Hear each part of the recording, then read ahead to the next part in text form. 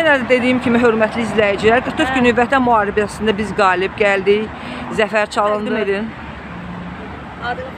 Adımız Həsənova Mələkət Cəfərova. Aha. Təbii ki, biz 44 günlük Vətən müharibəsində qalib gəldik, düzdür? Zəfər sevincini siz necə yaşayırsınız bu barədə? Çox yaxşı, çox əla, sevinirik. Həmişə sevinmişik. İndi də sevinirik. Allah qalan prezidentinə can sağlığı versin. Amin. Onun himayəsinin altında yaşayırıq. Beləcə qələbə çalmışıq. Aha. Zəfər adını eşitmişik. Əlbəttə sevinirik. Allah qala bizim şəhidlərimizə rəhmət eləsin. Amin. Qazilərə can sağlığı Amin. versin. Qalanlara da səbir versin. Amin. Ölənlərə hamısı rəhmət eləsin. Amin.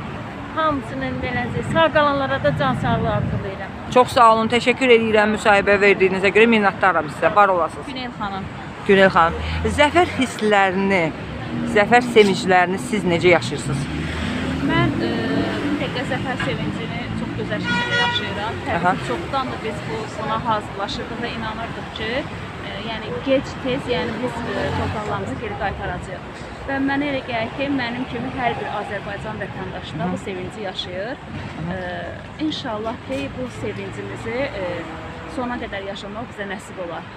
İnşallah. Çox sağ olun, təşəkkür edirəm sizə. Sağ olun, çox sağ olun. Biz 44 günlük Vətən müharibəsində təbii ki, qalib gəldik. Prezident İlham Əliyevin sahəsində və şəhidlərimizin, qazilərimizin sahəsində qalib gəldik.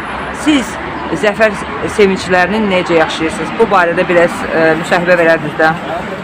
Salam, adım Lətafətdir. Biraz ucadan danışın, zəhmət olmasa. Adım Lətafətdir. Aha.